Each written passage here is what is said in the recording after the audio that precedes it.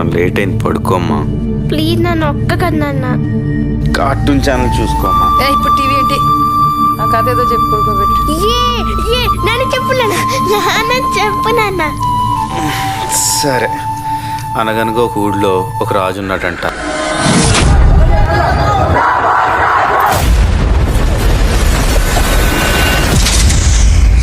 చూసావా,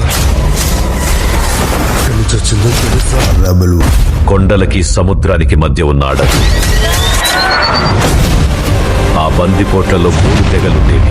ఈ 3 తెగలు కొన్ని వందల సంవత్సరాలు వాళ్ళకి ఎదురు లేకుండా ఎదిగారు.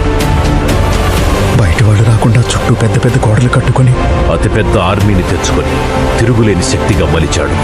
వాడి పేరు ఏ పేరు పెట్టాడు? అర్జునుడు లాంటి రూపం, భీముడు లాంటి బలం, అర్జునుడు లాంటి పౌరుషం, రాముడు లాంటి గుణం, కృష్ణుడు లాంటి సంభావనం. ఆ పిల్లవాడికి పేరు పెట్టాడు. వాడి పేరు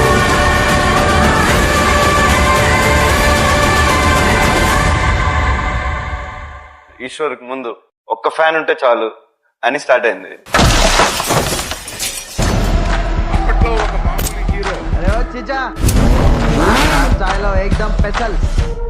ఇంటికి చూసావా, ఆయన కొడుకోడు హీరోలాగా ఉన్నాడని అనుకున్నామంటే తర్వాత చూస్తే నిజంగా కృష్ణవాస గారు. ఇప్పుడు చూడండి అడవి రాముడు దెబ్బ. ఈ సంక్రాంతికి ఏంటి ప్లాన్ చేస్తున్నాం? మీరు పక్కన చిరంజీవి గారు పక్కన సినిమా వచ్చినప్పుడు వీళ్ళిద్దరి మధ్య నిరంతరం యుద్ధం జరిగేది. ఆ యుద్ధంలో 3వ వాడి అడుగు పడింది. ఇన్నేంట్రా చంపేది బచ్చగాడు. మెగాస్టార్ ని, గాడ్ ఆఫ్ మాసెస్ ని వెనక్కి నెట్టి విన్నర్ అయిన రెబల్ స్టార్. నా వెంట్రు కూడా పీకలేడు. ఉన్న స్థలం బద్దలుకొట్టి వాడు చెప్పుల సైజు చిన్నదైనా వాడు అడుగు పెట్టాక దారి పెద్దదైంది.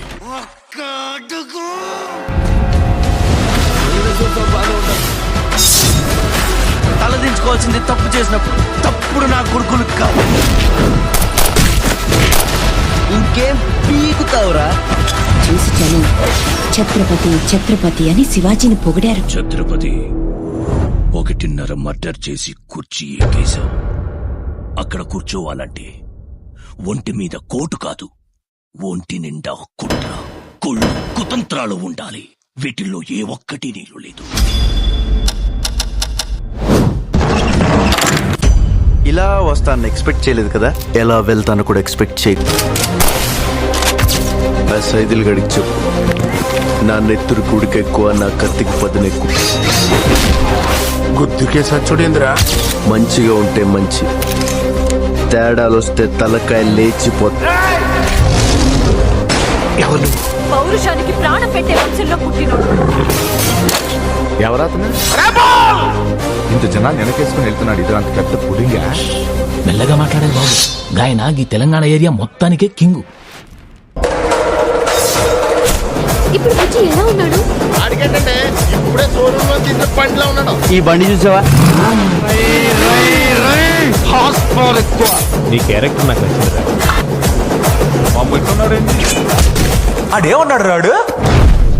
అక్కడ కూర్చోవాలంటే ఒంటి మీద కోటు కాదు, ఒంటి నిండా కుట్ర, కుళ్ళు, కుతంత్రాలు ఉండాలి. వీటిల్లో ఏ ఒక్కటి నీళ్ళు లేదు. ఏ సమీరా లే, చూడు నా కొడుకుని ఎలా కొడతాను. 6 feet height, 6 pack. ఈ బిజినెస్ లో ఎంతమంది ప్రాణాలు తీసావో తెలుసా? తప్పులేదు. చరిత్ర మనకు నేర్పింది ఒకటే, మనం బ్రతకాలంటే ఎవరినైనా ఎంతమందినైనా చంపొచ్చు. డబ్బు కోసం మనిషిని చంపడం చాలా తప్పు. నీకు ఫ్యామిలీ ఉంది కదా, దాని వాల్యూ తెలుసు కదా. ఇప్పుడు ఆ మున్నా మనకు అవసరం. ఓసారి పిలిపించి మాట్లాడతాం. రంగారెడ్డి జిల్లా చిన్నారం మండలం కాజీపల్లి అటవీ ప్రాంతాన్ని హీరో ప్రభాస్ దత్తత తీసుకున్నారు. మీరు వేసే ప్రతి అడుగు వెనుక మున్నా ఉన్నాడని నమ్మండి. కేరళ వరద బాధితులకు యాక్టర్ ప్రభాస్ విరాళం ప్రకటించారు. కేరళ సీఎం రిలీఫ్ ఫండ్ కు 2 కోట్ల విరాళం ఇచ్చారు. కరోనాపై పోరాటానికి హీరో ప్రభాస్ 4 కోట్ల విరాళం అందజేశారు. పీఎం రిలీఫ్ ఫండ్ కు 3 కోట్లు, ఏపీ తెలంగాణకు 50 లక్షల చొప్పున విరాళం ఇచ్చారు ప్రభాస్. నీకు అండగా ఉంటాను నేను మాటిచ్చాను. దానికోసం ప్రాణమైనా ఇస్తా. అయ్యయ్యో, ఏంటి నాయనా ఏం చేస్తున్నా? ఈ ఆదివాసీ పాదాల దగ్గర కూర్చోవడం నీ గౌరవానికి తగదు. నేనేమో తక్కువ జాతి దాన్ని, కానీ నువ్వేమో రాజయోధుల్లా ఉన్నావు. బహుశా రాకుమారుడివేమో. వద్దు బాబు వద్దు, నన్ను పాపిని చెయ్యొద్దు.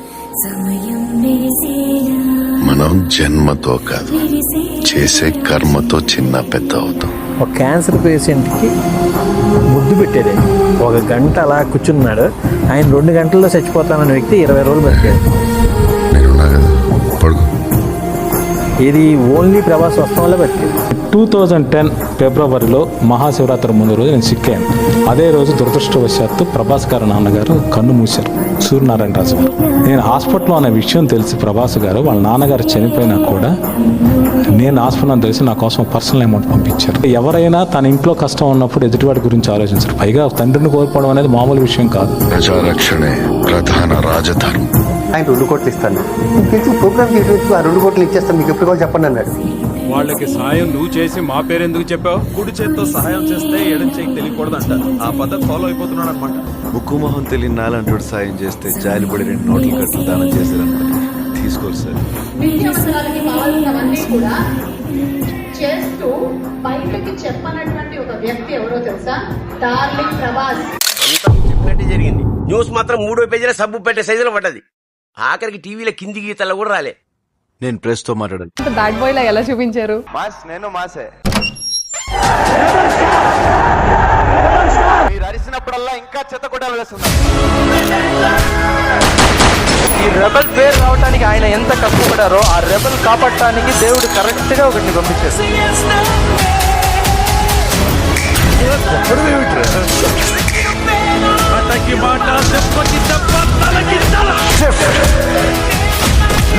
పులి కడుపుల పూల పుడుతున్నాయ్యా.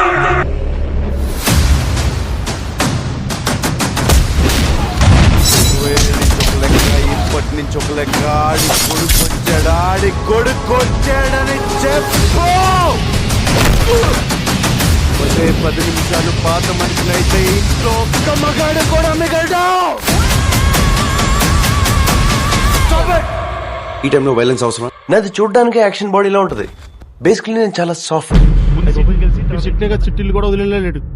చిట్టే చిట్టే వచ్చేస్తా చూడ. నేను ఒక అమ్మాయితో ఇంతసేపు మాట్లాడడం ఇదే ఫస్ట్ టైం. చీరలో నువ్వు చాలా బాగున్నావు. You looking awesome. అది నీకు మనసులో ఆల్రెడీ నా మీద లవ్ స్టార్ట్ అయిందిరా. నాకు చిట్టి తప్ప ఇంకెవ్వరు వద్దు బా. ఫస్ట్ ఈశ్వర్ చూసాను, అప్పుడు పడిపోయాను. వర్షంలో మళ్ళీ పడిపోయాను. పడిపోతున్నా మిర్చిలో అయితే మొత్తం నీ స్పెషాలిటీ నీకు తెలియదు విక్కీ. నేను ఇష్టపడిన వాళ్ళు ఎవ్వరూ ఉండరు. మరీ అంత స్టైల్ పనికి రాదమ్మా. ఈ చిన్న దేశపు యువరాణి కోసం ఈ తిప్పలేంటి? నువ్వెవరో చెప్తే అక్కడికక్కడే కాళ్ళు కడిగి నెత్తి మీద పోసుకుంటారు. అది వదిలి ఏంటి పిత్తలాటకు?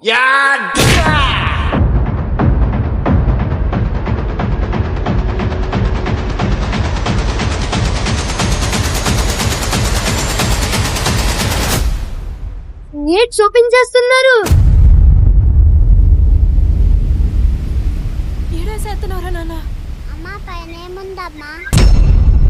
పైన దెయ్యాలు భూతాలు ఉంటాయి, చిన్నపిల్లల్ని పీకు తినేస్తాయి.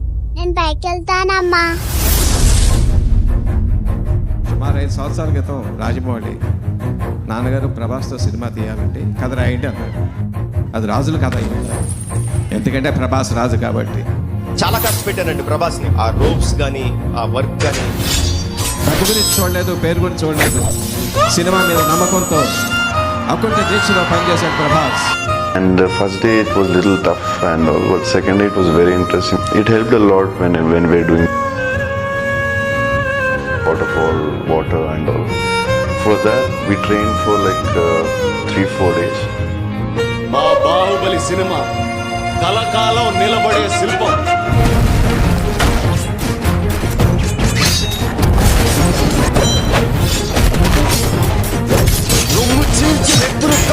చెప్పడానికి వెళుతున్నాను.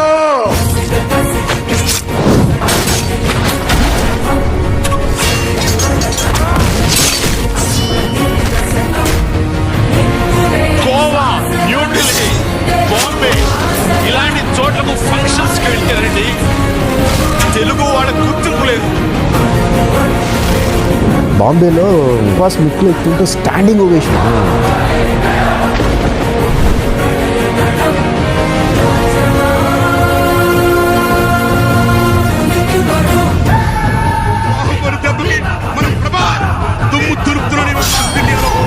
He is today the biggest star in India. He is bigger than any Khan or anyone. Principal today will be probably the first film to cross 1,000 crores. తన వ్యాక్స్ స్టూడియో పెట్టినప్పుడు కూడా ఐ ఫెల్ట్ వెరీ హ్యాపీ. బట్టలు ఉతకడానికి కాలువ పక్కన ఉండే రాయి కాదు, ఆ రాయి పైన అతని రూపమే చెక్కారంటే అతనేదో గొప్పదే సాధించుండాలి.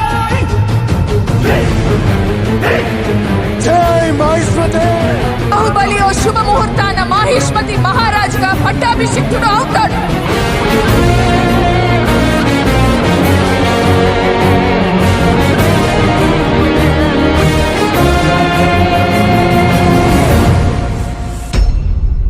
సోతంటే ఈ పాలు ఎక్కేస్తాడేమోరా. ఏటెక్కేది? ఆ నీటి కొండం చూసావా? అబ్బో మబ్బుల్లో ఉంది అది. ఆడు 100 అడుగుల దగ్గర ఎన్నిసార్లు జారిపడ్డాడ్రా. ఏమైంది? 100 సార్లు పడ్డాడు. మరి చూడు చూడు, సర్రుని జారుకుంటూ వచ్చేస్తాడు.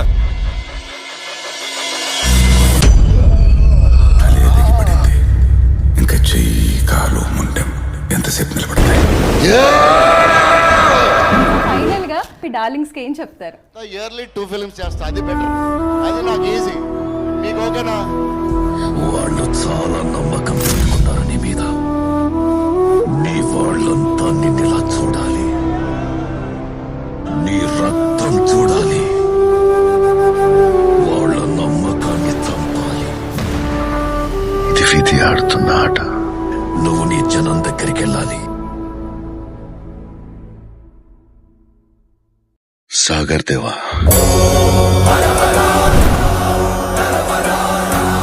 మీకు తెలుసు నేను న్యాయం కోసం పోరాటానికి వెళ్తున్నానని. చిన్నప్పుడు అనేవారు, ఎందుకు సిగ్గు పుల్లు నోట్లో వెళ్ళి పెట్టాలరా అనేవారు.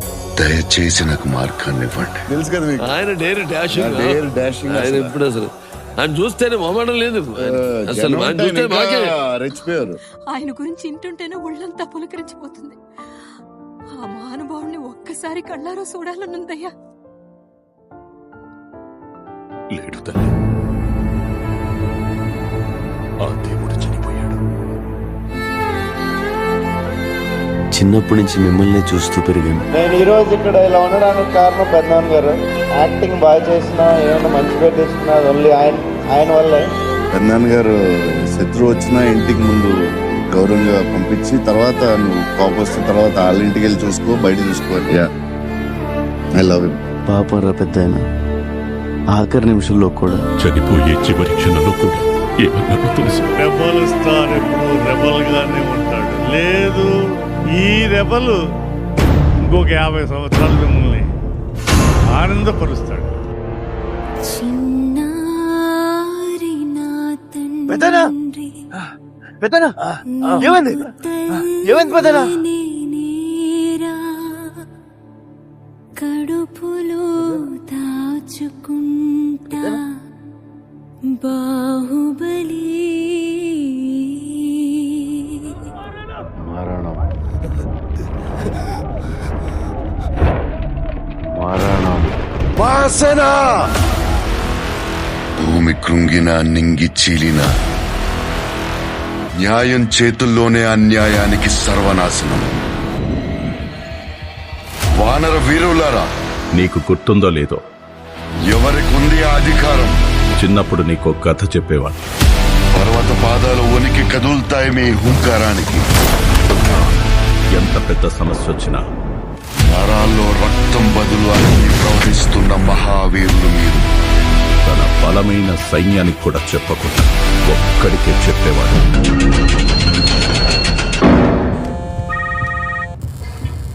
మాట నిలబెట్టుకునే టైం వచ్చింది. ఎంతమందిని తెచ్చుకుంటున్నాం? ఓడించాలంటే సైన్యం కావాలి. ఒక్క సైగ చేస్తే చాలు, సమస్త సైన్యం మనతో వస్తుంది. ఒక సైన్యం కావాలంటే అది వీడిని. వాడేం చేస్తాడు? పెద్ద పెద్ద గోడలు కట్టేదే భయపడి. బయటికి ఎవడిపోతాడని కాదు, లోపలికి ఎవడొస్తాడని.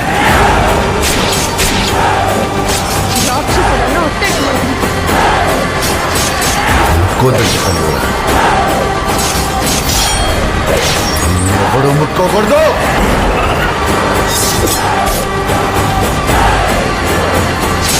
సంతకి పోనా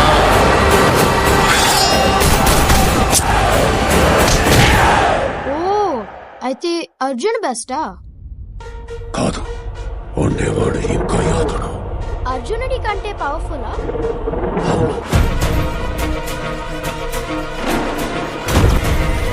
He consistently kept building big franchises.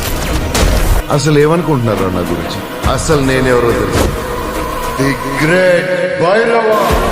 Welcome to సామాన్య యోధుడు కాదు, తన కళ్ళల్లో సూర్యుని తేజస్సు, తన చేతిలో ఓటమి ఎరుగని విజయ ధనుష్, తన పేరు చరిత్ర మర్చిపోదు.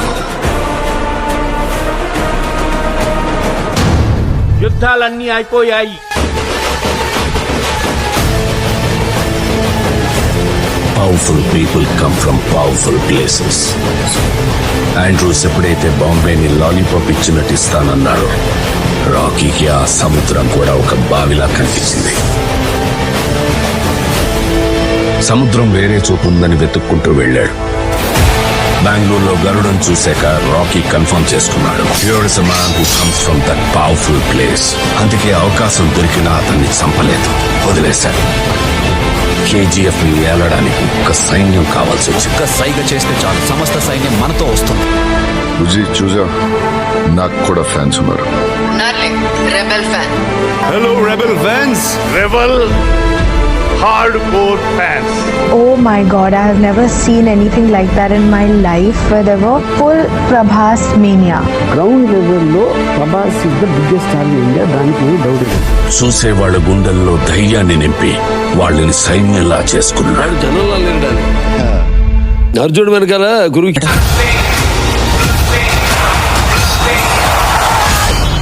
They call me king, not because I wear a crown, not because I sit on a throne, but because every word I spit, every line I drop, commands respect, demands fear. I don't follow, I rule. Every syllable, every pause, every breath, it's a weapon. I am the king. And this is my empire.